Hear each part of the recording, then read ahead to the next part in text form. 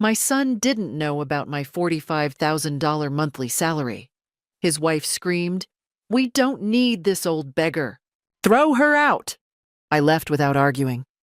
A week later, I took their house for myself. I'm glad you're here with me. Please like this video and listen to my story till the end and let me know which city you're listening from. That way I can see how far my story has traveled. I never told my son Daniel about my real salary. Why would I? For 30 years, I worked as a senior financial consultant, quietly building a comfortable life. After my husband passed 5 years ago, work became my anchor. $45,000 a month was more than I needed, so I helped Daniel and his wife Jessica buy their dream house. They thought I contributed a little from my pension. They had no idea I paid the entire down payment and held the deed in my name. I lived modestly in my small apartment across town, visiting them every Sunday for dinner. Jessica always seemed distant, polite, but cold. I attributed it to generational differences. She was 32, ambitious, always scrolling through her phone during conversations. Daniel, my only child, seemed happy enough. That's all I wanted. The first crack appeared 3 months ago. I arrived for Sunday dinner with homemade apple pie, Daniel's favorite since childhood. Jessica opened the door, her expression immediately souring. "Oh, you're early." "I'm right on time, dear. 6 o'clock, like always." She didn't move from the doorway. "Daniel's working late. Again. Honestly, I don't know why we keep doing these dinners when he's never here." My stomach tightened, but I smiled. "Well, perhaps we could have a nice chat, just us girls." "I have a headache." She finally stepped aside, letting me into my own house, though she didn't know that. "Just leave the pie in the kitchen." I noticed things that evening. The new furniture, designer bags on the counter, a brochure for a Caribbean cruise on the coffee table. All while Daniel worked overtime at his accounting firm, stressed about their mortgage payments. How could they afford this? The second warning came 2 weeks later. I stopped by unannounced, something I rarely did, to drop off some documents Daniel needed. Through the window, I heard Jessica on the phone. "No, Mom. We can't afford to help you right now. We're barely keeping our heads above water." "Yes, the house payment is killing us." "No, Daniel's mother doesn't help. She's got nothing anyway." "Nothing?" I stood frozen on their porch, my hand halfway to the doorbell. That's when the pieces started falling into place. They thought I was poor. They thought I was barely scraping by on Social Security. And Jessica resented what she perceived as my neediness, my Sunday dinners, my presence in their lives. I left without knocking. The following Sunday, I came for dinner as usual. This time, Daniel was home, but something felt different. Tense. Jessica kept whispering to him in the kitchen. When we sat down to eat, she barely touched her food. "Mom," Daniel started, not meeting my eyes. "Jessica and I have been talking." "We think," Jessica interrupted, her voice sharp, "that you should consider other arrangements." I set down my fork carefully. "Other arrangements?" "You're getting older." She leaned forward, her tone dripping with false concern. "Living alone can't be safe. There are facilities, nice ones, where you'd have people around. Activities. You want me to go to a nursing home?" The words came out calmer than I felt. "An assisted living community," she corrected, as if that made it better. "You'd be happier there. And honestly, Daniel and I need our space. We're trying to start a family, and having you here every week, depending on us." "Depending on you?" Something cold settled in my chest. "Don't make this difficult," Jessica snapped. "We can't keep supporting you emotionally. We have our own lives. You need to accept that you're becoming a burden." Daniel shifted uncomfortably but said nothing. My own son, silent. I stood up slowly, gathering my purse. My hands didn't shake. 30 years of high-stakes financial negotiations had taught me control. "I understand perfectly," I said quietly. That's when Jessica made her fatal mistake. Perhaps emboldened by my calm, perhaps finally revealing her true nature, she stood up too, her face twisted with contempt. Good, because frankly, we don't need some old broke woman hanging around playing the martyr. Daniel, tell her, we don't need this. She gestured at me wildly. This old beggar in our house, throw her out. The words hung in the air like poison. Daniel's face went pale. Jessica, I mean it! Out! I looked at my son. He looked at the floor. I walked to the door, opened it, and left without another word. But as I drove home that night, I wasn't crying. I was calculating. They wanted me out of their lives? They were about to learn exactly what I'd been in their lives all along. The drive home took 20 minutes, but it felt like seconds. My mind was racing, processing, recalculating everything I thought I knew about my relationship with my son. When had I lost him? Or had I ever really had him? I pulled into my apartment parking lot and sat in the darkness, engine off, hands gripping the steering wheel. The neighbor's cat wandered past my windshield. Normal life, continuing as if nothing had changed, but everything had changed. This old beggar. Jessica's words echoed in my head. The contempt in her voice. The certainty that I was worthless, powerless, pathetic, and Daniel's silence. That hurt more than anything. I finally went inside, made tea I didn't drink, and sat at my kitchen table with my laptop. Time to face the numbers. I opened my files, the real ones, the ones Daniel had never seen. The house at 2247 Maple Street, valued at $680,000. Deed holder, Margaret Ann Foster. Me, down payment, paid in full, $200,000. From my savings. Monthly mortgage payment, $3,100.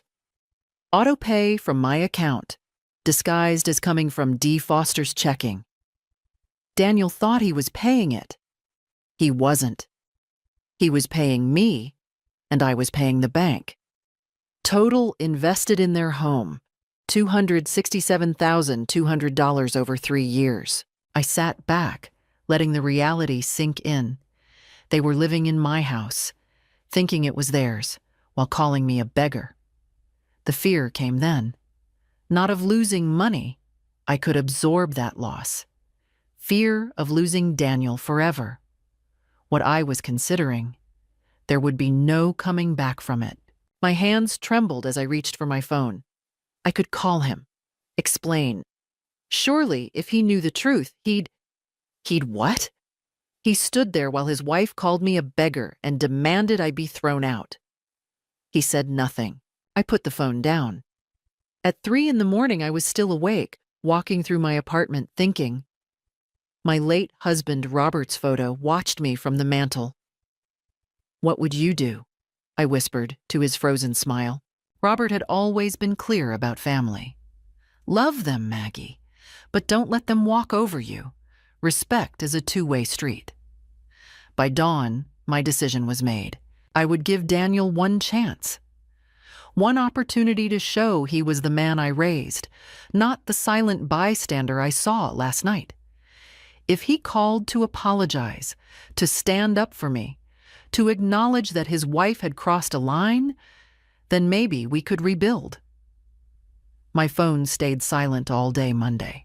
Tuesday morning, I called my office and took a personal week. Then I called my lawyer, Thomas Chen, who'd handled Robert's estate and my financial planning for years. Margaret, good to hear from you. What can I do for you? Tom, I need you to pull the deed for 2247 Maple Street. I want to know my options. There was a pause. Tom was smart enough to know this wasn't a routine question. Is everything all right? Just exploring possibilities. Can we meet tomorrow? Of course, 10 a.m.? Wednesday morning, still no call from Daniel. I dressed in my good navy suit, the one I wore for difficult client meetings, and drove to Tom's office downtown. He had the documents ready, spread across his mahogany desk. Walk me through the situation, he said gently. I told him everything. The secret payments. Jessica's outburst. Daniel's silence. Tom listened without interrupting, his expression carefully neutral. When I finished, he leaned back in his chair. Margaret, I have to ask, what outcome do you want here? I want my son to grow a spine, I said flatly, and I want his wife to understand that actions have consequences. And if Daniel doesn't grow that spine? I met his eyes. Then I want to reclaim what's mine. Tom nodded slowly. Legally, you're on solid ground. The house is in your name. You could serve them notice to vacate at any time. But Margaret, this will destroy your relationship with your son. Tom, it's already destroyed. I'm just the only one who knows it yet. He was quiet for a moment, then pulled out a fresh legal pad. All right, here's what I recommend. First, we document everything. For the next 2 hours, we built a strategy. Not out of anger. I couldn't afford anger. Out of cold, clear-headed necessity. As I left Tom's office, my phone buzzed. Finally, I thought. Daniel. But it wasn't Daniel. It was Jessica. The text message read, Daniel says you're upset. You need to apologize for storming out. We're willing to forgive you this time, but don't be dramatic again. Family dinner is Sunday at 6 if you want to make things right. I stared at the message for a full minute. Then I forwarded it to Tom with a single line. Proceed with documentation. Full speed ahead. Thursday morning, I did something I'd never done before. I drove past their house, my house, at 7 a.m., parking 3 houses down where I could observe without being obvious. Daniel left for work at 7:15, his shoulders hunched, tie slightly crooked. He looked tired. Good. He should be tired. Jessica emerged at 9:30 dressed in expensive athleisure wear I knew Daniel's salary couldn't afford. She climbed into her white BMW, also relatively new, and drove off. I followed at a careful distance. She pulled into an upscale shopping center. For the next 3 hours, I watched through the coffee shop window across the street as she met 2 friends for brunch, laughed, showed off her manicure, and paid the bill with a credit card. She flourished like a trophy. This was a woman who claimed they were drowning in mortgage payments. I took photos, timestamps, documented everything. Tom had been clear. If you want to protect yourself legally, you need to establish that they're financially stable without your help. It prevents any claim that you're putting them in hardship. Friday, Tom called. I've had my investigator pull some records. Margaret, you need to see this. In his office an hour later, he slid a folder across the desk. Bank statements. Publicly available information from a database he subscribed to for due diligence work. Daniel and Jessica's joint account showed regular deposits, his salary. But there were other transactions that made my blood run cold. Cash withdrawals. $3,000. $5,000. $2,500. Patterns over the past year, always a few days before the mortgage payment was supposedly due. They're taking money out, Tom said quietly, right before transferring what they think is the mortgage to your account. Then it sits there while your autopay actually covers the bank. They're skimming. The words tasted bitter. It appears so. They think they're paying $3,100 a month. They're actually paying you maybe $2,000, if that. The rest goes to, well, shopping, based on the credit card statements. I thought of Jessica's designer bags, the cruise brochures, the BMW. They're stealing from themselves, I said, because they don't know they're paying me, not the bank. Essentially, and Jessica's personal account. He pulled out another sheet. She has $47,000 in savings, her own money, separate from Daniel. Nearly $50,000 while claiming they were broke. Tom, I need to know something. If I reclaim the house, can they come after me for their payments? No. You have documentation that their payments were gifts. You never signed a promissory note with them. Legally, they've been paying you rent, if anything. And Margaret, there's something else. He pulled out the deed. You need to record this at the county office. Make it public record. Right now, if someone searched the property, they'd see you as the owner, but there's no recent activity. An updated filing will create a timestamp. It protects you. My phone rang. Daniel, I let it go to voicemail. Tom watched me. You don't have to answer. I know. But I played the voicemail on speaker. Daniel's voice was strained. Mom, Jessica told me she texted you. Look, I know Sunday was tense, but you have to understand, we're under a lot of stress. This house, the payments, everything. Maybe we all need some space. Can you just take a break from visiting? Just for a while? Call me back. Not an apology, not a condemnation of Jessica's words, just a request for me to disappear. Tom's expression was sympathetic but firm. You have your answer. Yes, I said. I do. File the deed update. Today. That afternoon, we went to the county recorder's office together. The clerk, a middle-aged woman with kind eyes, processed the paperwork. Just confirming the property owner for public record, she said. 2247 Maple Street, Margaret Ann Foster, sole owner. Purchased April 2022. This'll be updated in the system by Monday. I signed where indicated. My signature felt heavier than usual. As we walked out, Tom said, once this hits the system, anyone checking the property records will see the update. If Daniel or Jessica check, they won't, I interrupted. They think they own it. Why would they check? But I was wrong. Saturday evening, my phone exploded. Daniel. Mom, what the hell is going on? Jessica got a notification from some property app. It says your name is on our house deed? Jessica. What kind of sick game are you playing? That's our house. Daniel. Mom, call me right now. This has to be a mistake. Jessica. You can't do this. We have rights. 23 messages in 10 minutes. I turned off my phone, poured a glass of wine, and sat in my quiet apartment. The point of no return had just whooshed past. There was no going back now, and honestly, I didn't want to. Sunday morning, I turned my phone back on to find 67 messages and 14 missed calls. I called Tom first. They know. I saw. Jessica left 3 voicemails at my office last night. Quite creative language. He paused. Margaret, are you ready for this? Because it's going to get worse before it gets better. I'm ready.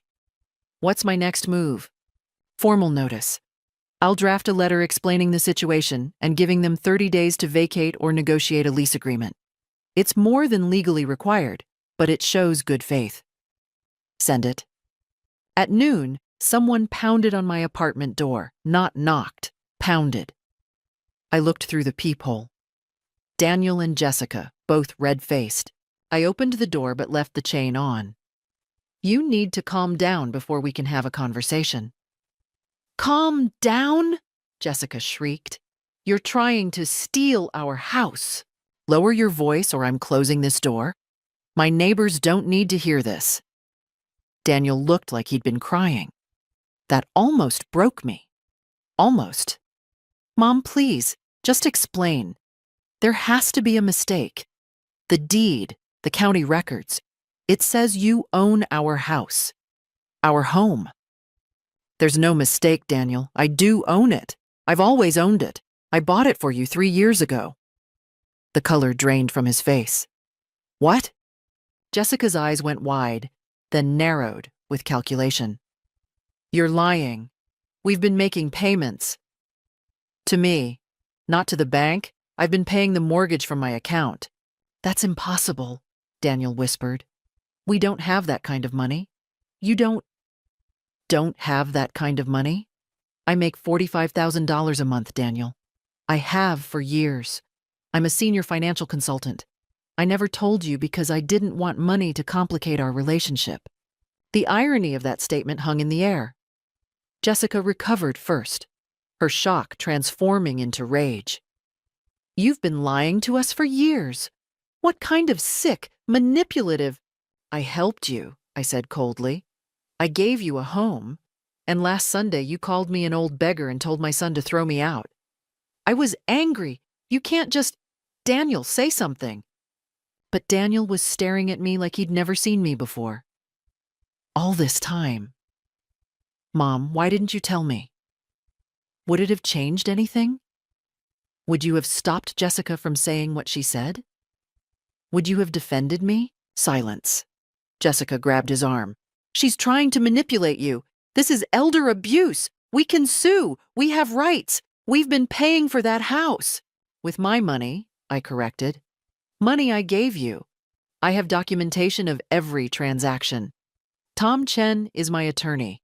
You'll be receiving formal notice to vacate or negotiate lease terms within 30 days. Lease terms? Jessica's voice hit a pitch that probably disturbed dogs 3 blocks away. That's our house. We've put our life into it. We have equity. You have nothing. Check the deed, check the mortgage, my name, my money, my house. Daniel found his voice, and it was desperate. Mom, we can't afford rent anywhere else. Not in this market. Where are we supposed to go? You have Jessica's $47,000 in savings. That should cover first, last, and deposit somewhere nice. Jessica went very still. How do you know about— I'm a financial consultant, Jessica. Due diligence is literally my job. You investigated us? Daniel looked sick. I protected myself. Tom? I hadn't noticed Tom coming up the stairs behind them, but there he was, briefcase in hand, looking every inch the attorney. Mr. and Mrs. Foster, he said pleasantly, I have your formal notice here. Shall we discuss this calmly, or do you prefer to communicate through attorneys? Jessica lunged toward me, but Daniel caught her. You bitch! You can't do this! I'll call the police. I'll call social services. We'll have you declared incompetent. Tom's expression didn't change. Mrs. Foster, if you threaten my client again, I'll add harassment to the documentation. Ms. Foster has broken no laws. She's simply reclaiming her own property. Daniel, Jessica turned to him, tears now streaming. Do something. She's destroying us. Our home. Our future. The baby. What baby? I asked quietly. Jessica's mouth snapped shut. Daniel's face went even paler. Jess, you said you weren't— The lies were unraveling in real time. Tom handed Daniel the envelope. 30 days, Mr. Foster. My contact information is inside. I suggest you consult your own attorney. They left. Jessica was screaming threats the whole way down the stairs. Daniel was silent, the envelope clutched in his shaking hands. I closed the door and leaned against it. Tom touched my shoulder gently. Are you all right? No, but I will be. Take some time, Margaret. A few days. Don't answer calls. Let them process this. The next contact should be through me. He was right. I needed distance, clarity. I booked myself into a spa resort 2 hours north, turned off my phone. For 4 days, I swam, got massages, read books, and didn't think about my son or his venomous wife. I needed to remember who I was before I became Mom the Beggar. I was Margaret Foster. I'd built a career, survived widowhood, raised a child alone. I was not weak, and I would not be treated like I was. Friday afternoon, I returned to my apartment refreshed, clear-headed, and ready for whatever came next. What came next was an envelope taped to my door. Inside, a handwritten letter from Daniel. No Jessica's handwriting, just his. Mom, please, let's talk. Just you and me. No lawyers, no Jessica. I'm begging you. There's a cafe on Riverside, the one near where we used to get ice cream when I was a kid. Saturday, 2 p.m.? Please, I need to understand. Daniel quote. I read it 3 times, looking for manipulation, for tricks. But it sounded like my son, the son I used to know. Tom's voice echoed in my head. Don't meet without me present, but this was still my child. Saturday, I arrived at Riverside Cafe at 1:55. Daniel was already there, in the corner booth, looking like he hadn't slept in days. No Jessica in sight. I slid into the seat across from him. 5 minutes, Daniel. Then I'm leaving. She doesn't know I'm here, he said immediately. I told her I was meeting a college friend. So you're lying to her now, too? He flinched. Mom, I don't know what to believe anymore. About you, about Jessica, about anything. The truth is simple. I bought you a house. Your wife called me a beggar. You said nothing. I'm taking back what's mine. It's not that simple. His voice cracked. Mom, I was in shock that night. I should have defended you, I know that. But Jessica, she's under so much pressure. Her mother's sick. Her job is terrible. We're trying for a baby. Are you? Because she mentioned a baby that doesn't exist when she was trying to manipulate you on my doorstep. Daniel's face went red. She was emotional. But Mom, can't you see? This house thing, taking it away, it'll destroy us. Is that what you want?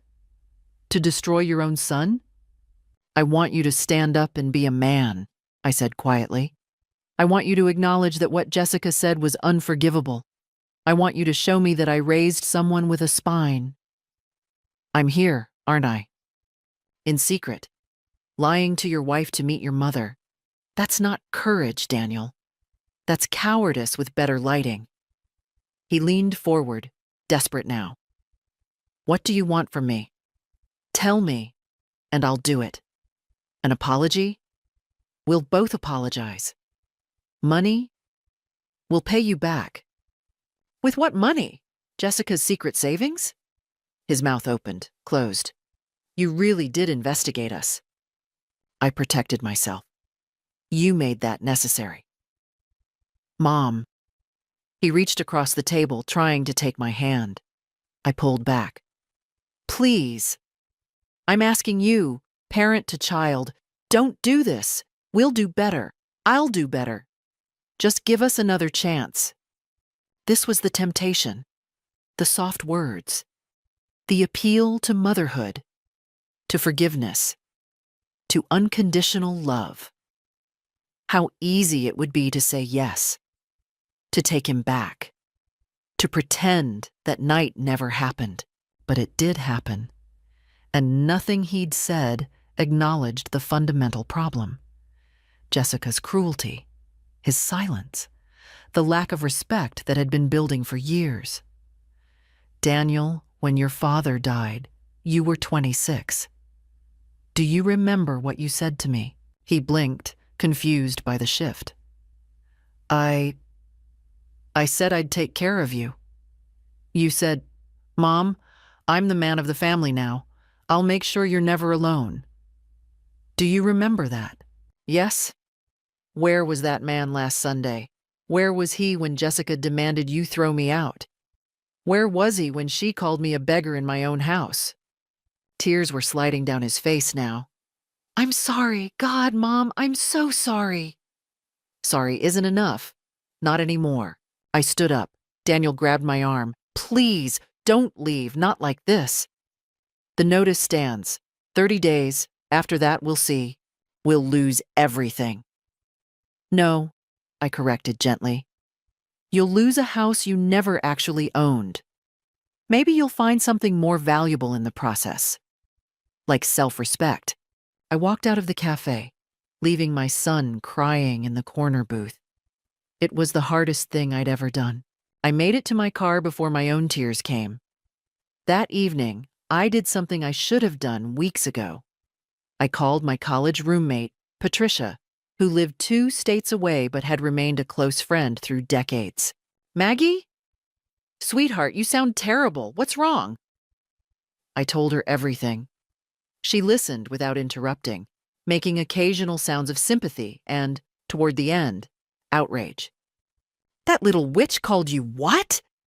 Patricia's voice could strip paint. And Daniel just stood there, like a statue. Oh, honey, I'm so sorry, but I have to say, I'm proud of you. That surprised me. Proud? You're standing up for yourself.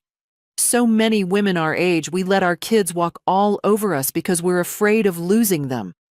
But Maggie, you can't lose what you never really had.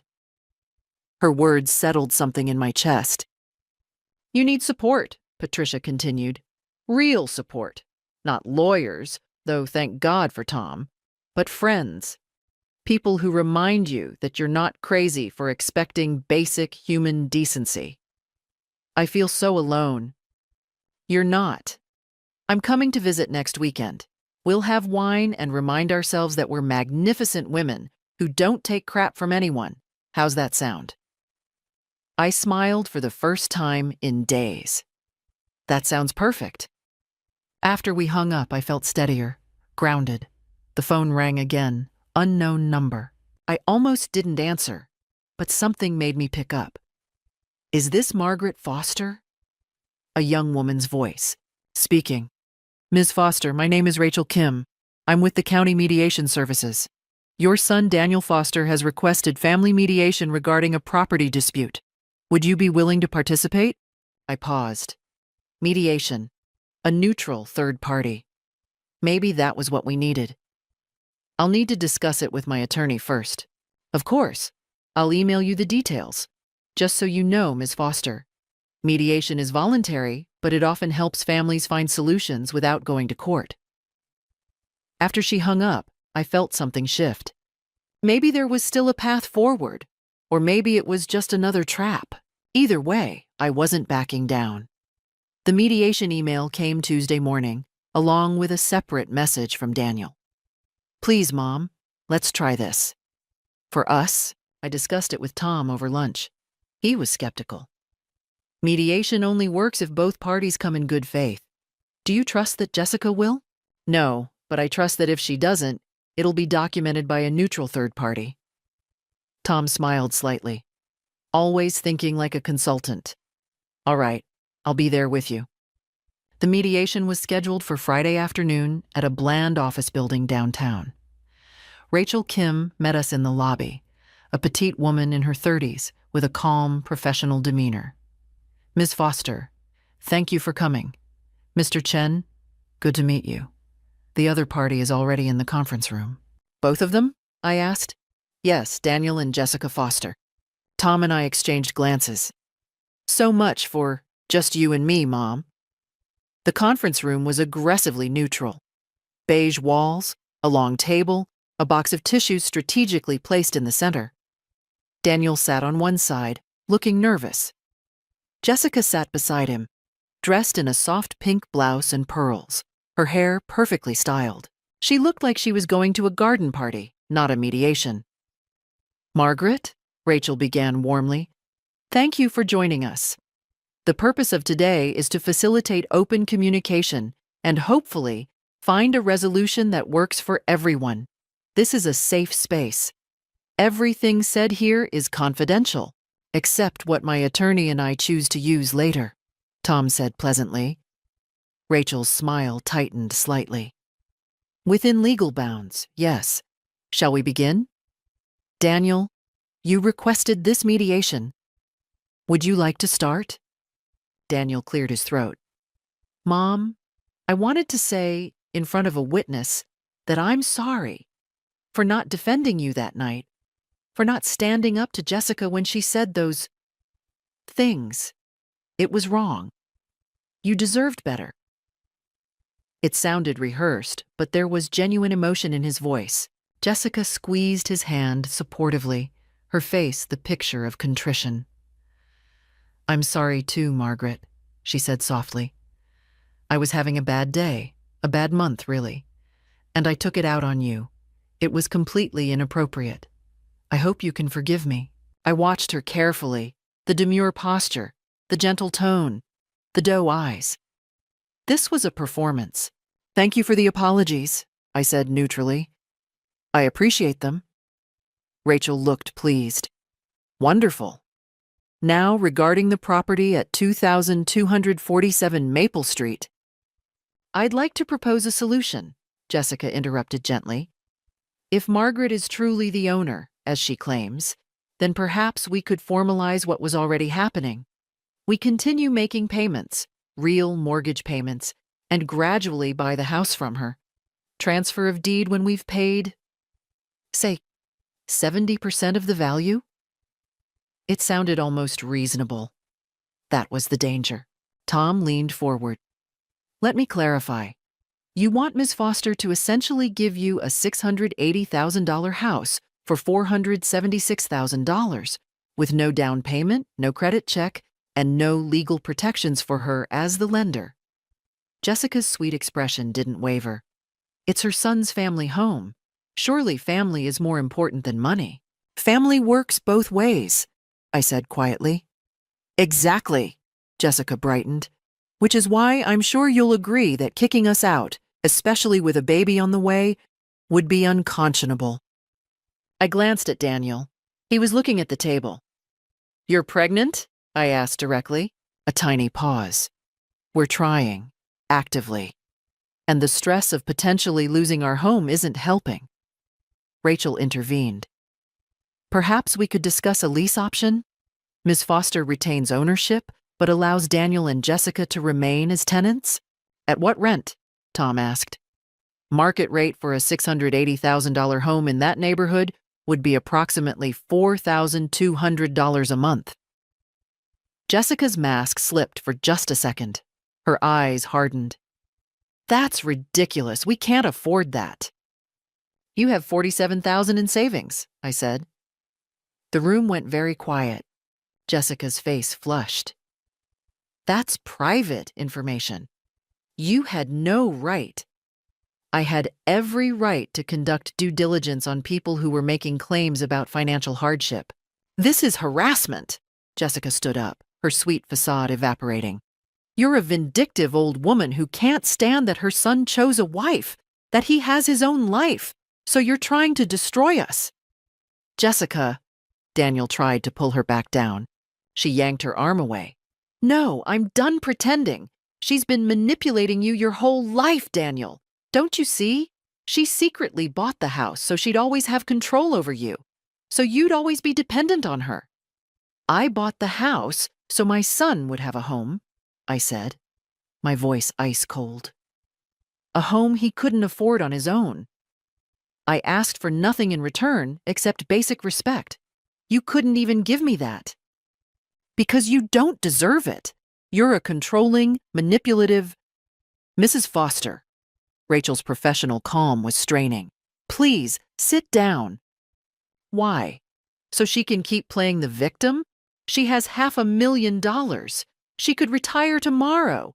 But no, she has to punish us for one bad night. One bad night? I stood up too, my own control finally fraying. You called me a beggar.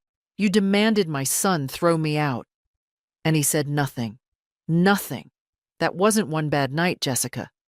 That was the truth finally coming out. You want the truth? Jessica's voice was venomous now, all pretense gone. Fine. You're pathetic. You're a lonely old woman who tried to buy her son's love because you have nothing else in your life. No friends. No hobbies. Just sad Sunday dinners where you try to relive the past. Well, newsflash. Daniel doesn't need you anymore. He has me. He has a real family now, and you can't stand it. Daniel was pale as paper.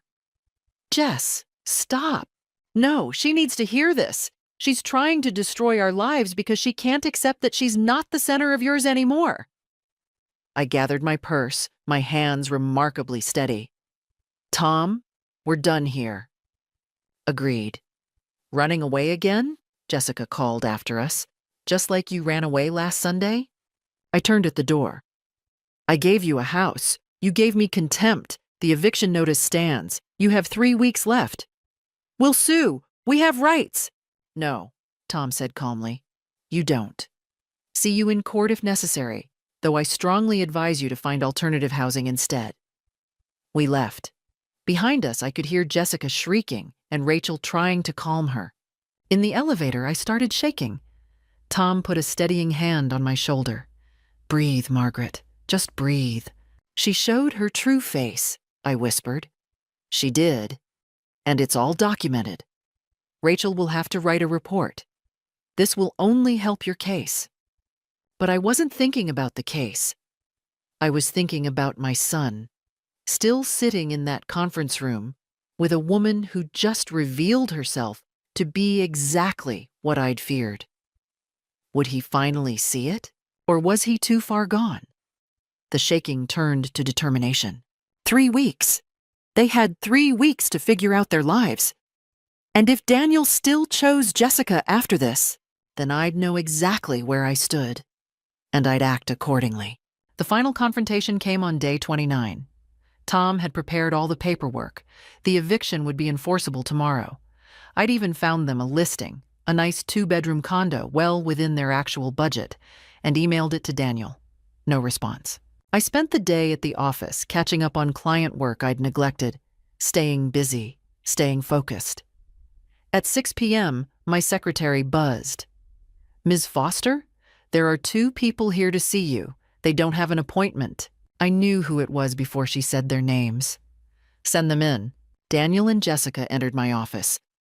Not the Jessica from mediation. No pearls, no pink blouse. This Jessica wore jeans and a hoodie, her hair pulled back, face puffy from crying. Real crying this time. Daniel looked worse. Hollow-eyed, defeated. "Mom," he said, "please, we need to talk." I gestured to the chairs across from my desk. They sat. My office had always been my power space. Floor-to-ceiling windows overlooking the city. Mahogany desk. Credentials on the wall. This was where I'd negotiated million-dollar deals, where I'd built my reputation. This was where I was in control. "You have 15 minutes, I said. "I have dinner plans." I didn't, but they didn't need to know that. Jessica spoke first, and for once, she sounded genuine. "Margaret, I found something. Something I need to show you." She pulled out her phone, tapped a few times, and slid it across my desk. A bank statement? Joint account? But there was a highlighted transaction that made my blood freeze. Transfer to M. Foster Trust. $3,100. Dated 3 years ago. And every month since. "I don't understand," I said slowly. "Daniel's been paying the mortgage," Jessica said. "The real mortgage. I found the account tonight when I was packing. He has a separate account I didn't know about." I looked at Daniel. He was staring at his hands. "I set it up right after we moved in," he said quietly. "You told me you'd help with the down payment. I thought you meant a few $1,000s. When I saw the closing documents, saw that you'd paid $200,000, Mom, I couldn't just accept that. So you've been paying me back?" "Trying to. I contacted the bank. They told me you were the mortgage holder. They gave me an account number. I've been sending money every month. $3,100. I picked up weekend consulting work. Freelance accounting." Jessica thought I was working overtime at my regular job. Jessica's voice was tight. "He's been working 16-hour days for 3 years. I thought he was avoiding me, avoiding our marriage. I resented you because Daniel was always too tired or too busy, and I blamed you for making us take a house we couldn't afford." The pieces were rearranging in my mind. "But the automatic payments from my account—" "I never saw those," Daniel interrupted. "I just knew I was sending money to an account marked M. Foster Trust. I thought it was going to the mortgage. I didn't know you were paying it separately. You've been paying me $37,000 a year for 3 years, I calculated. Where did you think that money was going? To you, to pay you back. Mom, you gave us $200,000. Did you think I'd just take that and call it even?" My mind was reeling. The skimmed cash withdrawals? My consulting clients pay cash, Daniel said. I deposit it, then transfer it. Jess didn't know about the account, so I had to make it look like the money was coming from our joint checking. Jessica made a sound that was half laugh, half sob. We've been fighting about money for 3 years. I thought we were broke. He wouldn't tell me why. I thought, God, I thought he might be gambling or having an affair. I was trying to maintain some dignity, Daniel said, voice breaking. I couldn't stand the idea of my mother giving me a house like I was a charity case. So I worked myself to the bone trying to pay her back, and in the process, I destroyed my marriage. And I, Jessica said softly, became a monster. I took out all my frustration on the one person who'd actually helped us, because I didn't know the truth. The silence in the office was deafening. I pulled up my own banking records on my computer. There it was. M. Foster Trust, an account I'd set up years ago for estate planning and then forgotten about. Auto deposits of $3,100 for 36 months, $111,600. My son had paid me back more than half the down payment without me ever knowing. Why didn't you tell me? I whispered. Because you'd have told me to stop. And I couldn't. I needed to do this for myself. Jessica wiped her eyes. Margaret, I said terrible things to you, unforgivable things. But I said them because I thought you were this poor woman leeching off Daniel's success while he worked himself to death. I didn't know. I didn't understand. That's not an excuse, I said firmly. No, it's not. It's an explanation, not an excuse. She met my eyes. I'm sorry. Truly, deeply sorry.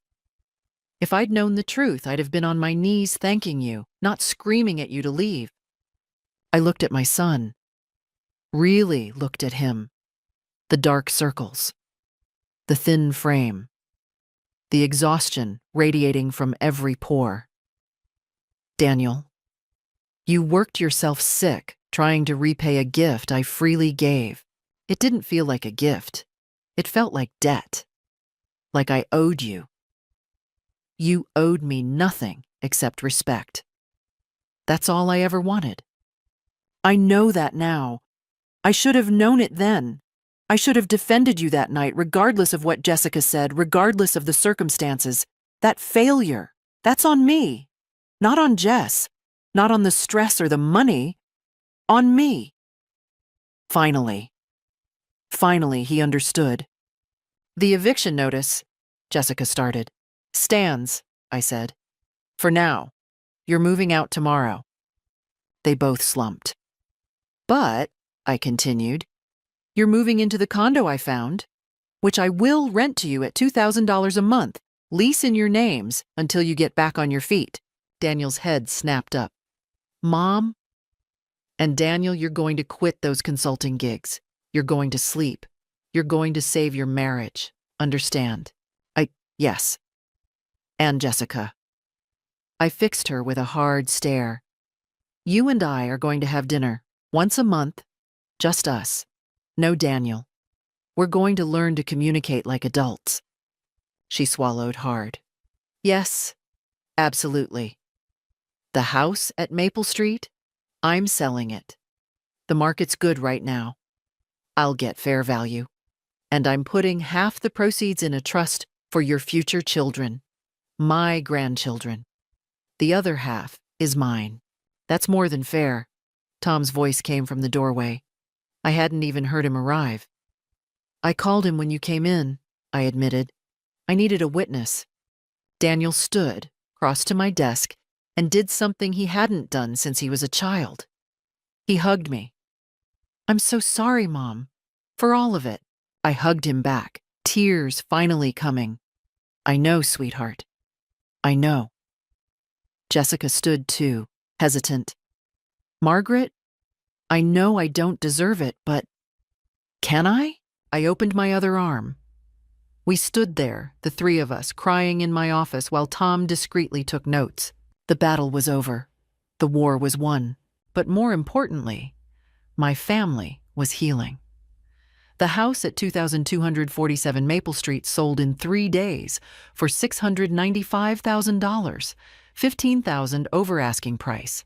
I made sure Daniel and Jessica were there when we signed the closing papers. Not to punish them, but so they could see that this chapter was truly closed. The buyer was a young family with 2 kids and a golden retriever. They reminded me of Robert and me, 30 years ago, full of hope and dreams. And they'll be happy here, Daniel said as we watched them do their final walkthrough. It's a good house. It is, I agreed. And now it'll be theirs. Really theirs. Jessica squeezed my hand. Over the past few weeks, we'd had 3 dinners together. They'd been awkward at first, but slowly, we were building something real. Not friendship exactly, but mutual respect, understanding. I still can't believe I said those things, she said softly, watching the family through the window. You believed a narrative that made sense with the information you had, I said. Humans do that. The question is what you do when you learn the truth. I'm trying to do better. I can see that.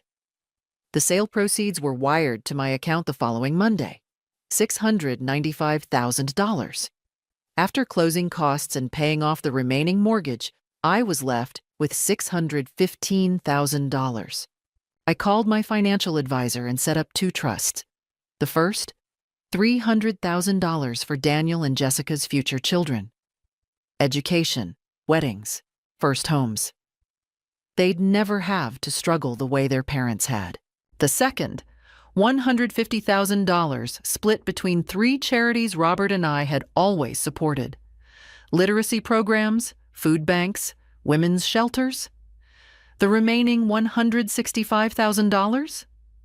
That was mine. Freedom money, travel money, spoil the grandchildren when they arrive money. But there was one more piece of business to attend to.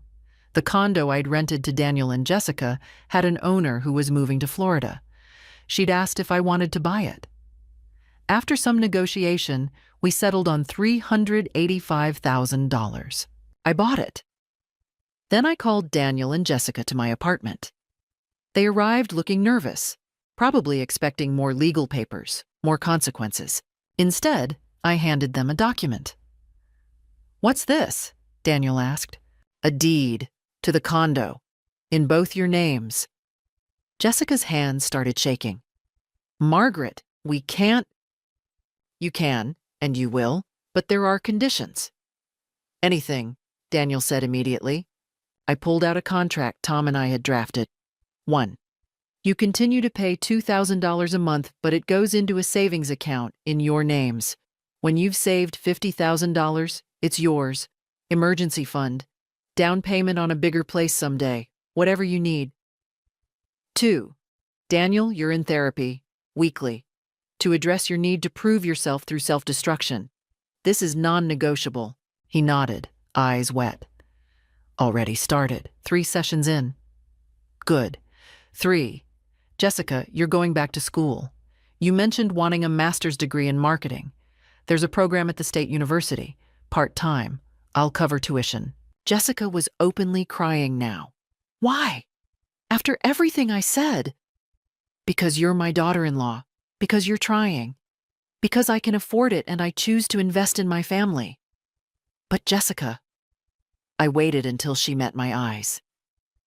If you ever disrespect me like that again, we're done. No second chances. Clear? No.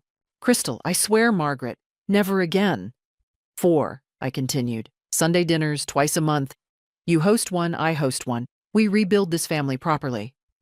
And 5? Daniel asked. 5. You name your first child after Robert. Boy or girl, I don't care, but my husband deserves that honor. Daniel laughed through his tears. Deal. All of it. God, Mom, I don't deserve this. No, I agreed. You don't. You both messed up spectacularly, but you're trying to fix it. That counts for something. I handed them the keys to the condo. It's yours. Paid in full. No mortgage. You'll only pay property taxes and HOA fees. Maybe now you two can actually relax and build the life you want. Jessica threw her arms around me. Thank you. Thank you. I'll spend the rest of my life proving I deserve this. Just be a good wife to my son and a good mother to my grandchildren. That's all I ask. After they left, I stood in my apartment alone. The money was spent. The house was sold. The battles were over. I'd won. Not by destroying them, though I could have. Not by holding grudges, though I'd been entitled to. I'd won by forcing accountability, demanding respect, and then, when they'd earned it, showing grace. That's what power really is. Not revenge, not punishment. It's having the strength to say no when necessary, and the wisdom to say yes when possible. I poured myself a glass of wine, toasted Robert's photo, and smiled. We did good, honey, I whispered to his frozen smile. Our boy's going to be okay, and for the first time in months, I truly believed it. 6 months later, my life had transformed completely. I reduced my consulting hours and finally started living. Italy for 3 weeks, the trip Robert and I never took. Book clubs, hiking groups, teaching financial literacy to women who needed it. My calendar filled with genuine connections, not obligations. Sunday dinners with Daniel and Jessica became real family time. We laughed, cooked together, talked about things that mattered. Jessica thrived in her graduate program. Her intelligence finally channeled productively. She'd even apologized to her own mother, realizing she'd been projecting her insecurities onto other women for years. Daniel quit his second job, started sleeping, gained back his weight. His therapist helped him understand that accepting help didn't make him weak. It made him human. Your father would be proud of you, I told him one Sunday. I think he'd be proud of you, Mom, for not letting us destroy ourselves. 3 months after moving into the condo, Jessica discovered she was pregnant. A boy. They asked me to be in the delivery room. I cried for an hour, but not everyone's story ended happily. Jessica's mother, Linda, visited once. Within 10 minutes, I understood where Jessica's old behavior came from. Brittle, judgmental, cruel. She tried to criticize me at dinner. Daniel shut her down immediately. She left in a rage. Over the following months, I heard updates. Linda's marriage was falling apart. Her other daughter stopped speaking to her. She was alone, bitter, lashing out at everyone. Jessica had chosen a different path. Meanwhile, I started dating a retired professor named George, redecorated my apartment, bought a piano, and took lessons after 40 years. I lived. One evening, a package arrived. Inside, a onesie reading, Grandma's Little Robert, and a note from Daniel. It's a boy, Mom. Robert Daniel Foster, due in 8 weeks. We can't wait for you to meet him. I sat on my couch and cried happy tears. I'd won my family back, healthier, stronger, honest. And that was the greatest victory of all. So what did I learn from all of this? First, your worth isn't measured by what you give others. It's measured by how you allow yourself to be treated. Second, setting boundaries isn't cruel, it's essential. Sometimes the most loving thing you can do is refuse to enable destructive behavior. Third, grace and accountability can coexist. You can forgive without forgetting. You can help without sacrificing yourself. And finally, family isn't just blood. It's respect. It's effort. It's showing up, even when it's hard. What would you have done in my situation? Would you have fought back or walked away forever? Leave a comment below. I'd love to hear your thoughts. Thank you for listening to my story. Remember, you deserve respect. Don't ever forget that.